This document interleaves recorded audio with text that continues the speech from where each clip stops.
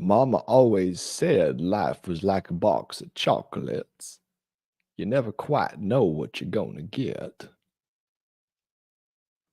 My friends, welcome to the first ever Scrutinizing Sundays.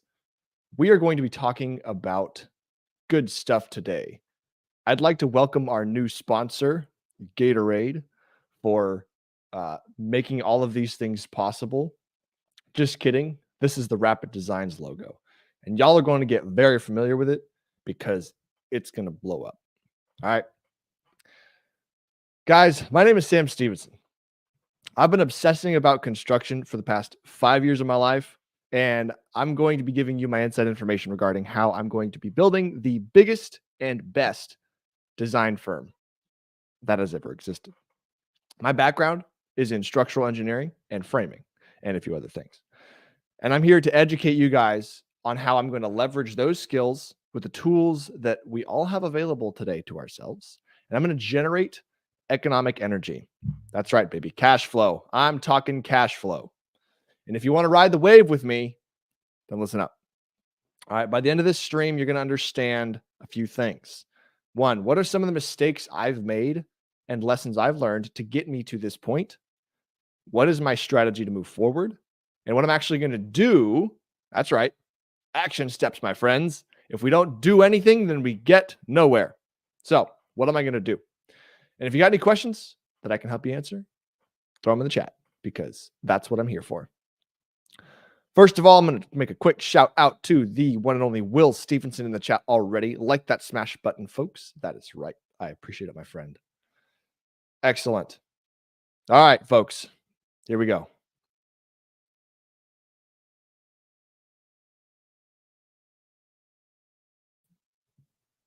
In a world where pencils meet paper and cash flow is generated, everyone gets rich and has a good time. All right, so how did I do that? Well, first I had to make some mistakes.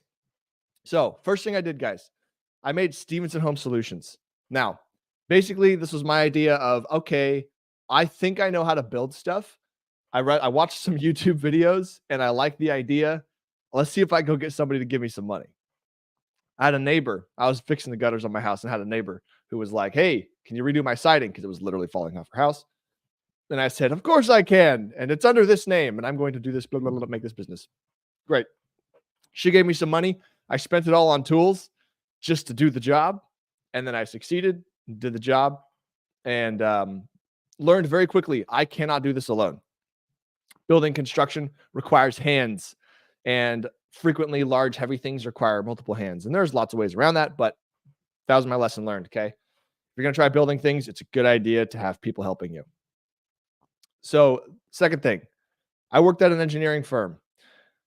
My biggest issue that I had here was I had a lack of gratitude and abundance, like having an abundance mentality for the position that I was in. It was right in COVID time. I was struggling to get a job. I finally got one. And it was in an industry and honestly in a business that I wanted to learn the most about. Like if there was a job someone could find that was like, I'm passionate about this thing, I got it. Like that was what I wanted. And it was a small firm. It was a great thing. And I learned a lot, but I had a lack of gratitude for my position. And so I threatened it with basically a little bit too much ambition. And so I also had a lack of understanding for what we call CAC, CAC, cost to acquire a client. All right. One of the things that happened was I worked at the engineering firm. I saw lots of architectural plans come through the door, and maybe 60% of them sucked. And I said, wow, people are paying a lot of money for a sucky product. I wonder how much money they'd pay for a good product. And so I started experimenting with my own software and stuff like that. And I'd already kind of been doing that, but I drew some things for some friends, helped some people get some houses built and stuff like that. And what the problem was I didn't understand as a business that it takes a significant amount of money to get someone in your door for them to buy your thing. And that money has to come from the business. And so while it looked like you might be super profitable, if you're not considering the cost you're spending to acquire your clients, then you're just like looking at it wrong. And so I didn't respect the fact that it costed money to get clients. And one of the things that started happening was I started getting leads from people that would call the engineering firm, and I'd answer it as an engineer, and like they would need architectural plans. And so I'd be like, "Oh, hey, I mean, I can help you out, I guess. Like I kind of know how to do that thing. You want to do that thing?" And long story short, made a deal with the owner and basically lost respect for the deal and decided to try to undercut the cost of acquiring a client. And that was obviously a bridge burned. I had a lack of networking skills. I didn't understand what it meant to like have to spend this much money to acquire a client. I thought I was getting the raw end of the deal. So turns out I was wrong. And that was a relatively fair thing, but burned that bridge. Okay. So the engineering firm, I got fired, right? Fairly enough. So I had to start Stevenson Yeager Construction. Okay. I knew I needed help and I knew I needed to start a company because I didn't have a job. So I started Stevenson Yeager Construction. All right. Now, problems here was I knew that I had to acquire customers, but I had no idea how. And the only method that made sense to me was like, Google it. It was like, oh, here's this Angie's Leads thing. They generate leads for you. Okay, cool. I'm going to outsource the acquisition problem, get the leads. Turns out that's not outsourcing the acquisition problem. That's outsourcing the lead problem. I still have to know how to sell, which I didn't. And I still have to know how to convert them into paying customers. And I was okay at that because I was generally passionate about what I was doing. And so I was able to get good enough. The problem was I didn't understand how expensive those leads were when I was paying for them. And I would say, like when I went to restart this drafting company, I used Angie's Leads again, but temporarily on purpose because Angie's Leads are ridiculously expensive and their quality is butthole. So that's my honest review. I used Angie Leads twice. Like I'm saying this knowing that like I used them again, right? But I used them knowing that I was going to throw my money at this thing to try to create a few opportunities for myself in order to try to create more opportunities for myself. So if Angie Leads might be the thing for you, then go for it. But it's a temporary thing because cost to acquire customer, I basically broke even. Like in terms of making money, like let's say I spent $1,000 to get 10 leads and I got one lead to buy. I paid so much money for all those leads that I basically broke even. So, Okay. So that was a problem. No acquisition framework for Stevenson Yeager Construction. Second problem, I had a single point of failure vehicle and I happened to pay $5,000 for a 1996 Dodge 2500. Okay. And so like, guys, I'm not going to say shouldn't, but you should understand the risks of buying an older vehicle for such a low price. There's probably something wrong with it. Okay. So that was a problem. And the biggest problem I would say beyond that was actually a personal problem. It was a lack of personal frame control in my own life circumstances to prioritize my business. One of the things that happened was personally tried moving to College Station, Texas, while my business was oriented in San Antonio.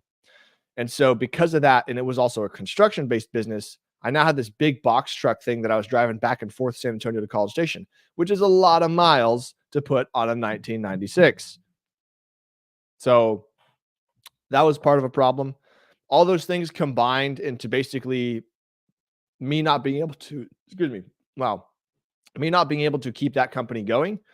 I also my operating expenses had gotten too high. And so I wasn't bringing any money in. And now personally, I was having to spend money just to keep the business open. And so I had to shut everything down. So lesson learned there.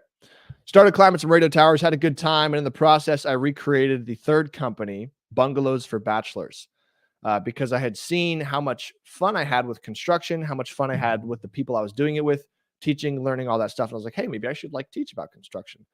I don't know hardly anything. I know a bit about development and engineering and design and all this stuff, but I don't know a lot, but let's start doing that. Okay. So I started recording and I started teaching, and I spent about a year doing that, developing that. We got some OGs actually from Bungalows for Bachelors in the chat right now. We got Will Stevenson and Green Observer. He is an OG. In fact, the Green Observer is a very, very special OG in the fact that you'll probably see him lots and lots if you follow what Rapid Designs is doing. So good to see you, Mr. Green Observer.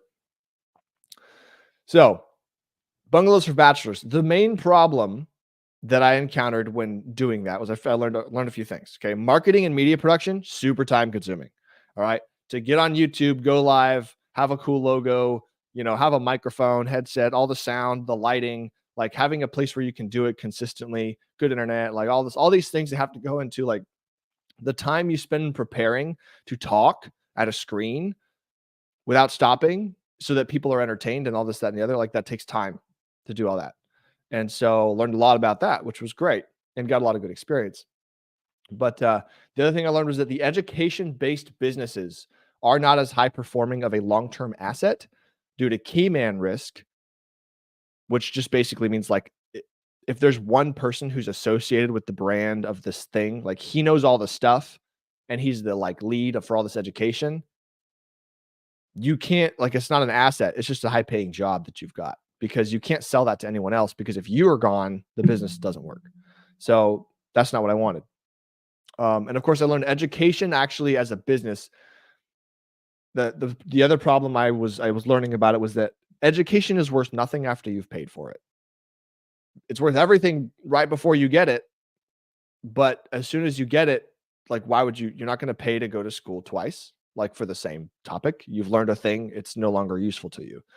And so the problem with that is that it's really hard to scale that because if you have a customer that you get and they like you, they're going to learn the thing from you and you're going to have a harder time trying to keep them for the other value that you have versus if you create a service-based business, which is going to be able to provide the service over and over and over and over, recurring, whatever it may be. In this case, we got a design firm. We're going to draft plans. And if people like the way we draft for them, they're going to come back to us and say, hey, draft me another, please.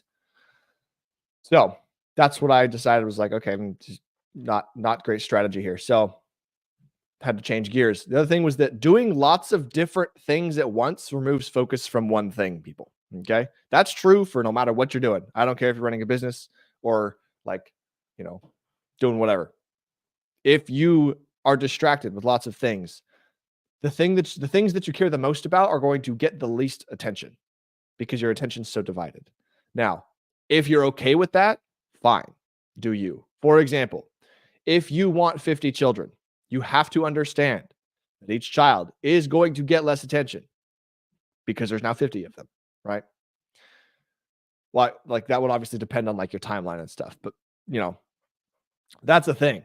So if you are going to run 3 businesses, you have to understand you will never be able to run each one of those businesses as well as the competitor who's only doing one of those things and he's working as hard as he can on making that business better. You're competing with him. And guess what? He's going to outcompete you because he's more focused. So that I learned that about bungalows for bachelors because I was trying to like build an ADU for someone in Washington, trying to teach, trying to build this thing, build that thing. Like I was kind of spread thin, trying to produce all this media.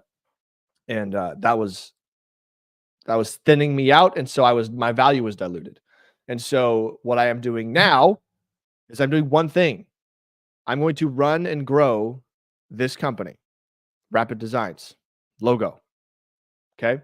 The lightning bolt with a pencil, in case you can't see the like a pencil eraser tip up top. So shout out to Jenna Nelson, by the way, for installing this fantastic light fixture. Very, very impressive work. If you guys want other light fixtures installed like this like rope lighting stuff, she does a great job. Highly recommend. She might do it for money, but you'd have to reach out to her. So doing lots of different things at once removes focus from the one thing. So this is what I'm doing now. And this is why I'm here, because I'm going to talk to you guys basically about what I'm doing, what my strategy is, why I'm here, and how we're going to make this thing happen. I'll be honest. Most of this is selfish. I want to document where I'm at now for a few reasons. One, because I want to be able to look back to it later and be like, oh, wow, like that's what I was doing. That's crazy. And 2, because, well, everyone likes to see themselves on a screen. Like that feels good, right? But 3, I also want accountability. So the fact that I'm describing everything I want to do and giving you my strategies is now like, wow, okay, if I'm going to do this every Sunday, guess what? There's some people out there on the internet who are going to be like, I wonder if he's doing that thing. Tick, tick, tick. He said he was going to do the thing. So it's all for myself. We're all selfish, on some level, but that's what's going on here. So mistakes and lesson learned. That is what has gotten me to this point, and this is what I'm after. So what is my strategy to move forward, people? Okay. So thumbnail, right? It showed acquisition, product, and service. There's lots of ways to categorize like what a business is, but this is what I just happened to choose. Okay. So acquisition. Can I get people to know about my thing and want to give me money? Product. Can I give them a thing that they like? And service. If they like the thing and they have to interact with me in the future, or while they have the thing or whatever, are they going to enjoy the interaction with me? Can I give them good service? All right. So that's how I'm sort of categorizing this here. So in acquisition, here's strategy. I've got Texas phase 1. All right. Because I'm slowly going to take over, maybe not the world, but like we'll start with the United States. We'll just start with that. Okay. Texas, the first state. I happen to live in College Station. This happens to be a super central town for like the main 4 cities in Texas, right? San Antonio, Austin, Dallas, and Houston, which is super convenient. The other thing that's convenient is that the market that I have here is actually very good for people who want plans drafted that aren't stamped by an architect or an engineer. They need a plan that is just good enough that it is fast, it's clean, it's accurate, it's all these great things, but it doesn't have to be some like person with approval from some cool organization saying, hey, this is a good. Like you can have a good plan and it doesn't have to have a stamp on it. Okay. So phase 1, Texas. Take over Texas. All right. What I'm going to do for my acquisition is I will be cold calling and using referrals. Obviously referrals is not something that's totally within my control, but I will be cold calling as the main means of first level contact. And I've gotten through San Antonio and obviously a College Station. And I've gotten through San Antonio and most of Dallas. I'm going to finish up Dallas. And then this coming week, I'm going to do all of Houston and I will do all of Austin. I don't know how many builders that is. Dallas had 273 and that was a decent amount of time. So we're going to find out, but that's what I'm going to do. The worst, like your worst fear, your worst problem you're going to have when you start a business is that people do not know you exist. And so I'm going to solve that problem real quick. Everyone in all the builders that are like, well, on the builders associations lists in those major cities, they will know that I exist, or I will give them the opportunity to know that I exist. Okay. And so that's going to generate some level of business that already has. So that's step 1. Phase 2 is going to be, I want to make sure that I'm as close to saturating Texas as I possibly can. And what that's going to mean is that, okay, so cold calling and people don't always answer their phones, yada, yada, yada, Phase 2 is going to be all those same leads. I'm going to go find them in person if I can. And I'm going to take physical plans, physical products, and all of the stuff that I do, that I develop, that is like quality that people want to see, that makes me different from all the other designers. And I'll talk about the product in a second. And I'm going to take that stuff and I'm going to go find these people in person and I will get in front of them and I will have a conversation with them. That is phase 2. Okay. So that's going to hopefully get more business out of the same pool of people simply because like, I don't want to answer my phone today or whatever. If that happens to somebody, they're going to get a voicemail from me. And if they don't want to call me back, they're not gonna. That's fine. So that's acquisition. That's how we're going to do this at first. The product. Okay. So what makes this product great is it's going to be clean. It's going to be readable. It's going to be error-free. It's going to be structurally sound. There's not going to be stupid things designed into it that like the framer's going to be like, your roof plans aren't working out, buddy. This don't work. Okay. Then that's going to be a problem. As I develop this more and as I make some more things happen, I have a strategy and a plan to get a actual 3D printer in my office. And I'm going to, with each house design, there is going to be a little model of the house. And this is something that it's not going to cost that much to produce in terms of time, labor, or material or whatever. But what it's going to do is it's going to be this extra nugget of value that someone who's getting this house built is going to not be getting from any other designer almost anywhere. And I can say that pretty confidently because I myself have tried to find people who will print 3D printed homes, and there are not very many of them even on the internet. So strategy there. Okay. Trying to maximize that value equation and stuff. Okay. So that's what I'm doing. And of course, I'm going to try to figure out what information I can put into these documents that is actually useful for builders. I've met some builders that are like, hey, I want like the roof square footage on there because I do my own estimating and I just would prefer not have to do the math. And so you do all those stuff. You like inject all this value into your plan. You can raise the price. Everyone makes more money. Everyone's happier. That's what you want, is a high value product. So service. All right. Rapid Designs is going to be doing the fastest delivery times, period, ever, anywhere. And that's going to be because we're special. But reality, like, yeah, we're going to have the fastest response times with revisions, updates, and deliveries of like actually giving you the product.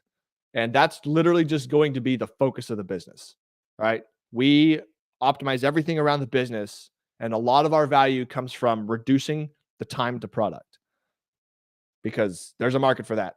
People are waiting weeks or potentially months to get plans. Nah, needs to be done in days. Our software is too good for people to not be doing that.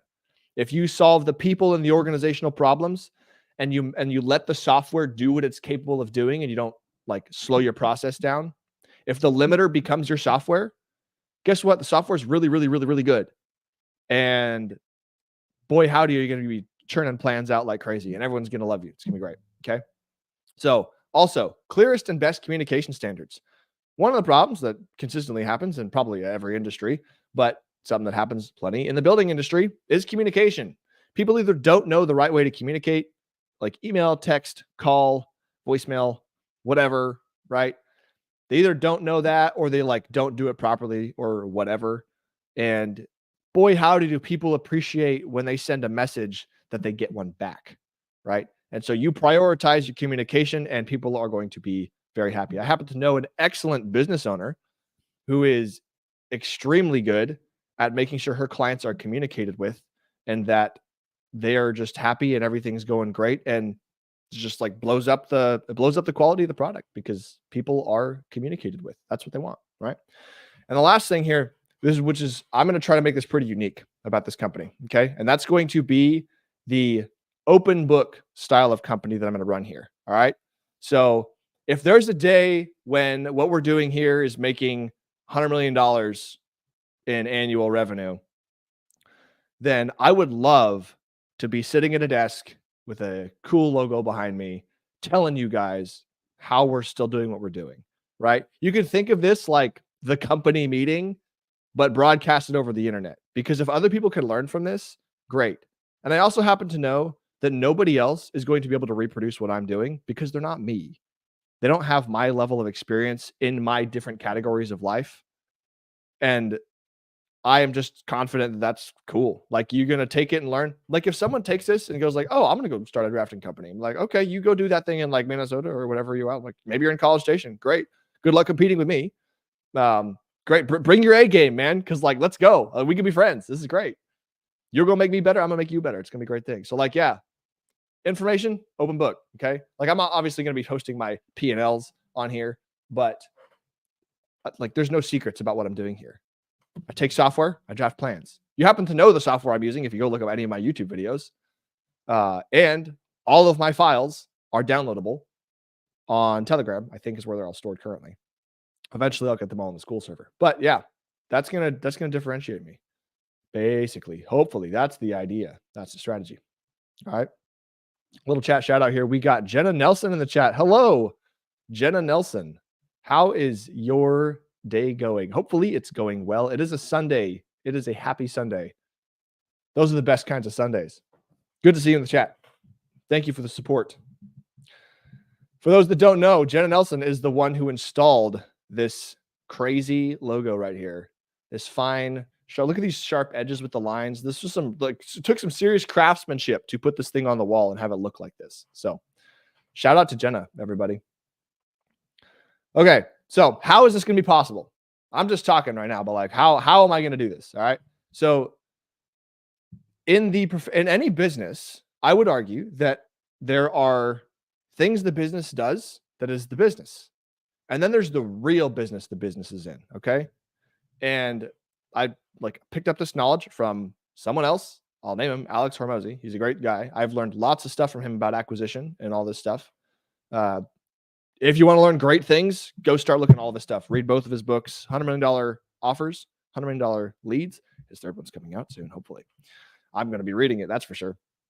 And great dude. So every business has something that it's about that you don't think it's about. And the example he would give is that the gym business is not about having great workouts or having a cool looking gym. It's about marketing and acquiring clients. And if you are really good at those things, you actually can scale a massive gym business because you know the secret problem. And I would argue that the secret problem of the professional world, whether it's design or lawyers or engineers or whatever, the problem that's in this industry that I literally went through is when if you want to scale and get a big design company, you have to retain top value talent. Like that's the only way to like make something like this work is you have to have the best of the best and you have to retain them. And the biggest problem with the retention is that once someone gets good enough and they've learned enough about the industry, they've made enough connections with your customers and they're confident enough of what they're doing, they may decide their pay is not worth it because they could see how much else they could make. And they're going to leave your boat and go ride their own boat. And like life circumstances and everything all at play, that is the majority of the problem. And so if someone can create a company that solves that problem, then they can scale it at a whole other thing, right? Obviously, if you're a design firm, you got to do good designs. That's a given. Got to have a good product. But if you can also retain the people that are really good at doing your product and they want to stay at your company, then boom, it grows. It grows. Like it's going to grow. Okay. So how do you do that? Company culture. That's a big deal, right? So here at Rapid Designs, what I'm after is I'm after people who love construction, like for the sake of it. And it doesn't have to mean that you build houses, right? If you go install some shelves in your closet or whatever, and you just like really love the idea of like drilling a hole, putting a screw in, put some shelves on, like it's people who loved the craft, people who loved the craftsmanship, people who can see a house getting built and be like, wow, like look at how much detail, how much work those people are putting in. Like it's the love for the thing, right? So I want that, of course. And this is a culture that is going to hopefully attract people who have a high drive for high leverage activity. And because of the nature of things being rapid, I have to approach the business model slightly differently from many other designs. And so I'm not totally sure what that means yet, but I know that it's going to, if I have people who want the high leverage activity, they're not going to care a lot about a lot of things. And they're going to care more about what do I need to do to make the high leverage thing happen, which is getting these things on paper, right? Designing, get this thing produced. Boom, boom, boom. Fast, speed, efficiency, high dollar value per time. That's what people want. Okay. So that's the culture. So you need high quality talent for this to work. All right. I want people that have the ability to learn, the ability to adapt, the ability to take direct feedback. I want people with an abundance mentality, attitude of gratitude, right? These are the things that I was missing when I was at my first job. And these are things that have to be sort of learned. And so totally can be taught. But these things need to be solved. Otherwise, like if you're not grateful for what you're doing, you're going to leave. And that's no fun. That's no good for anyone. All right. I want people that can take speed with their implementation, right? I want people to suspend their disbelief in they think they know how to do a thing. Nah, get over here, do this thing the way that we know it already works. Let's solve this problem. And then the more you familiar get with it, let's figure out how to make it better. Okay. Like got to have those things in order to make something chug along. All right. So some general things like I'm more interested in attracting high level thinkers and people that are willing to work and make things happen than I am knowing a dude who's really good at drawing lines in a computer. Because I'd rather have the people skills and I'd rather have the talent and the brain and the personality that works with me and my vibe and my culture and my team. And I'll show you the skills. It's not hard. Like I literally, Green Observer could probably vouch. right? 80% of this work is hitting copy and paste. Not difficult. Okay. So I don't need someone who's good at copy pasting. I need someone who's smart. He'll figure out how to copy paste. Okay. Now, what comes with high quality talent is highly paid talent. All right. If you pay an extra 50% of a salary or whatever for A player versus the B player, the extra money you spend on that high quality person, they're going to turn around and make you way more money. So the people who run businesses that are constantly shaving and trying to keep like the dollar values low, like, and there's sort of like a place for that if you happen to have it as sort of your employee acquisition system, like you're trying to use it as a filtering level, maybe. But the people who are performing, they need to benefit from your business almost as much as you have, right? They're not going to benefit as much because they never took the risk to start it. But at the same time, they're accepting like a level of responsibility that needs to be rewarded to be retained. And that's worth lots of money, especially if you are doing a thing. Now, here's the thing that I think about how that works with business, okay? If your business cannot generate high value economic energy, then it cannot support high value employees that are capable of producing high level of economic energy. They'll go somewhere else, right? And so if you're trying to run a business and grow it, and you don't understand your own industry, your own market, your own value proposition, all these things, that's like, no, I will not charge this low price. I'm going to charge this crazy high price and sell less people, but we're going to make more money and do less work. If you don't understand how to run a business from that perspective, your business will not make enough money to support the people that will help it make more money, right? You have to figure that out.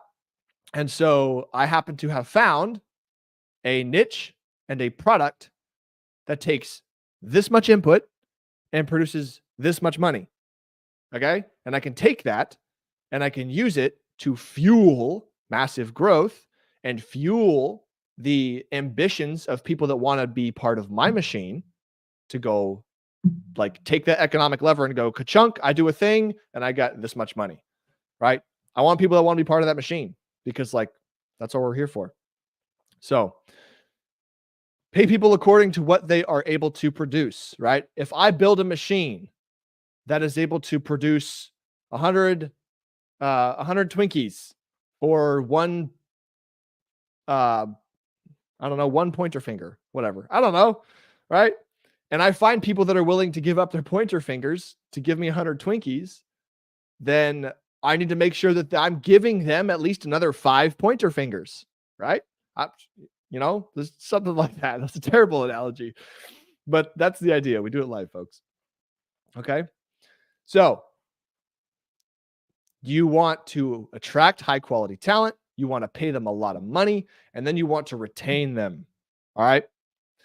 Now, to retain that high quality talent, people aren't going to want to give up their, index fingers for very long. Most people are in life. Most people, everything's a Ponzi, right? People are trying to grow. And so if they get a job to learn some skills and they like get really, really, really good, they're probably depending on the personality type, there's nuance here. Depending on the personality type, they're going to be the kind of person, let's say, that wants to stop doing the thing they're really good at and learn the next set of difficult skills they don't know. Some people are willing to do that and grow, and some people want to stay where they're at and just like get better at the thing they're already doing and just do that infinitely. And that's cool. That's totally fine. Right? And so depending on who wants to go where, generally most people want to grow. And so let's say I'm the boss man and I have 3 draftsmen and like they're all getting pretty good, but one of them is really, really, really, really good. And he's actually better at training other people than drawing it himself. Then what I want to do as an owner is go get more business so that there is fuel to feed more employees so that top employee can have a job to train those people. All right. And so for everybody to continue growing and having this expanding bubble, the owner has to have the mindset of making sure everything continues to grow. And so, like, they have to, that's why growth is so important as a business. You're either growing or you're dying, because if you stop growing, no one's going to be advancing or getting paid more. Like, it just won't work. And eventually people are going to leave. And then if they leave, then you now are failing at the retention part. And so you're not going to be able to maintain a high level of service. So, yeah, basically, you got to focus on the creation, the maintenance, and the growth of the money printing machine that you are building. That's your goal, right? And the other thing, obviously, pay your employees a lot, but your company has to have a very high focus on the reinvestment back into the machine and its parts. And guess who are parts of the machine? The employees, right? The plans won't draw themselves for now. And so the employees are just as important as the part. And so they need to know it. And like, your business needs to act accordingly. So that's the high level strategy. That's how that's possible. Okay. So that being discussed, looks like Jenna Nelson has something to say here. True. They will go somewhere else, or they will start their own business. Yes, Jenna Nelson. That is the thing that people do sometimes when they are capped by what their potential is. And that's probably why lots of people end up trying to do an entrepreneurial thing, is because they realize their time is being capped and their economic potential energy is being capped, and they want it to be more. And so they'll either go find something that pays more money per time, or they will try to find a way to have something that does not cap their time so that they can continue to like make money with the time they have. So, action steps, folks. Remember, we don't do anything, nothing happens. So, this week coming up, we've got, luckily for us, there are 7 days in a work week, right? Unlike all those other businesses that have 5 days, we have 7. It's a gift. It allows us to do better. All right. So I'm going to be calling the last 40 builders-ish on my list in Dallas. I'll be finishing off that list.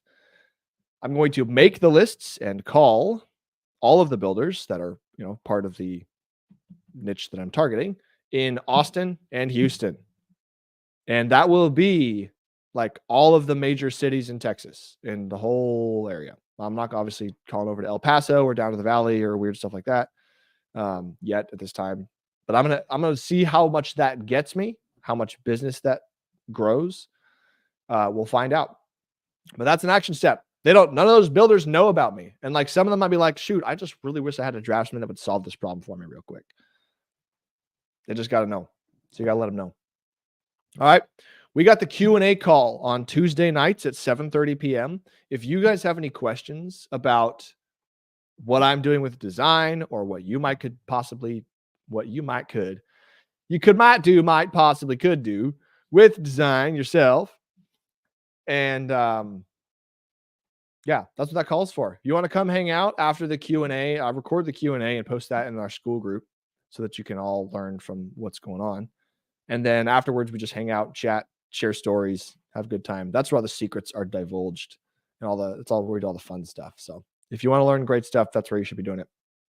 And I'm going to be doing a new style of stream. I am currently have a desk in front of me that has a plan set on it. You can't see it.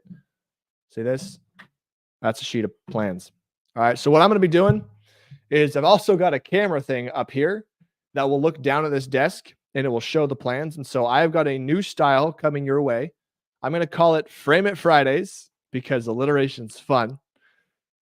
All right. And the idea is going to be, I'm going to take you through an architectural plan set, and I'm going to probably scrub all the data off of it and just clean it up so it's nothing but the house for privacy reasons or whatever. But I'm going to take a real paper set. And what I'm going to do is I am going to help you guys learn about like the structural framing, like basic bones of a house. That's the idea. You'll look at a plan set, and this is the first phase of what a structural engineer would do at the engineering firm. I would know because I created this process. Is we're going to take the plans and we're going to lay out where we think all the beams are going to go. and where all the bracing is going to go and all the headers and all this, that, and the other, right? And that is going to be like a way of understanding the structure of a house in about, it's probably 15 to 30-minute process for a house. It's not complicated. I'm going to take some highlighters and just like draw cool colors and stuff. And you guys are basically, hopefully after, house after house after house, you're going to get an idea like, oh, houses are kind of like this.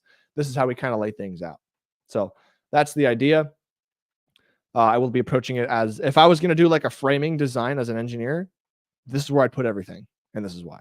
I'll do that for you guys. And so that's going to be live Fridays at 7:30 p.m. Central. And yeah, if you want to learn anything about framing, come on by. Totally free. All right. The other thing I'm going to be working on this week, of course, any plans, we'll be drawing them because that's what we do. That's assumed. We obviously run the business. And we will also be, I'm going to set up a meeting I've got with a local connection I've got here. He has built many, many, many developments here in College Station.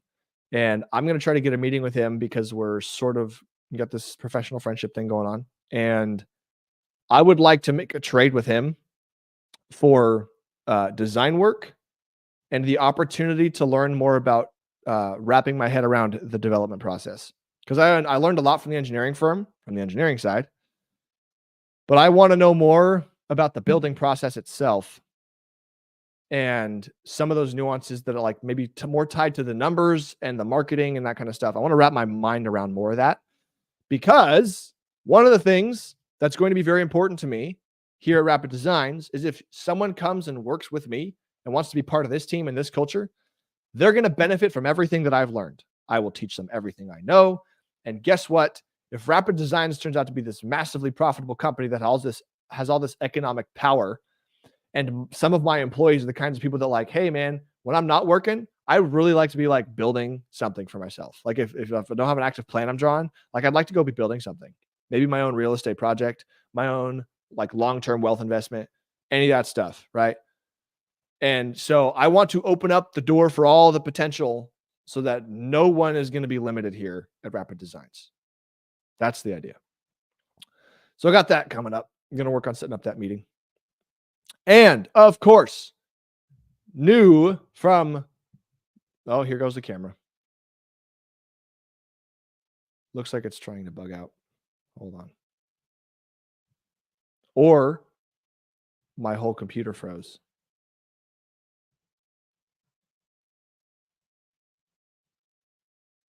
Okay. Technical issues. Oh, I think we're back. All right, my live timer is going again. Had a little issue there. I think we're good. My graphics card is having a hard time supporting this software, or the software is not great. Okay, so lastly, and possibly one of the most important things, is I am going to start doing IRL meetups in real life, is what that stands for. The first one is going to be August 31st. If you are interested in learning about construction, framing, design, any of this stuff that I've talked about, and you want to come to College Station, then come hang out. August 31st is going to be on Saturday. We'll meet up. We'll have, of course, like, lunch or whatever, like food. Food's always good. Food's one of the best things in life. But we're going to travel around to different construction sites that I know around here. And we're just going to walk some homes, check some things out, explain things. You can ask questions, hang out, have a good time, get to know each other, network, whatever you want to call it. But it's going to be an in-person meetup. And so if you're interested in potentially being part of something great in the future, then just come hang out, because we make great things happen here. So August 31st is the first one, all day.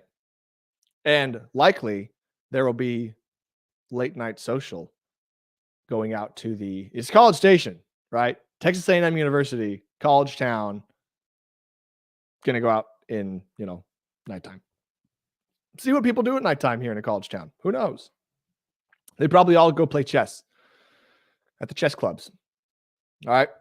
So we'll do that on August 31st. And if you're not going to make it to the August 31st, maybe you can make it to the September 28th. That will be the next one. All right. It happens to be the last Saturday of each month coming up. We'll see if we retain that schedule. But that is what we've got going on. that is what we're going to do. That's the update, folks.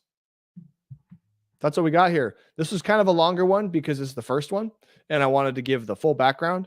But going forward, this is going to be a little more succinct because hopefully I'm not going to make like 5 years of mistakes in 1 week.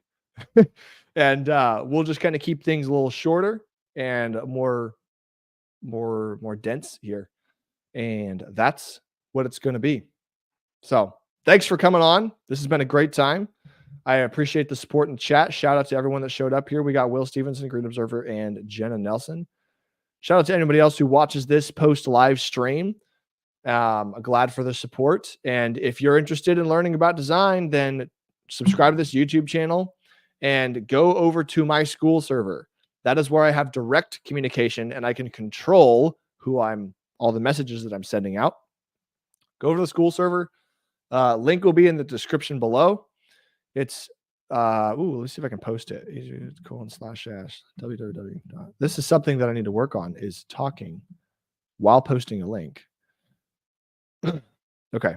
Posted it. It's going to show up on the YouTube side. It's probably not going to show up on the Instagram side. That's okay. And yeah, check it out. Go to that school. It's a free group. Join it.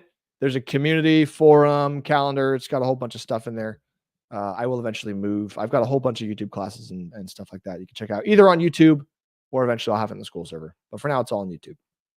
So check it out. I appreciate the support. Good to have you guys.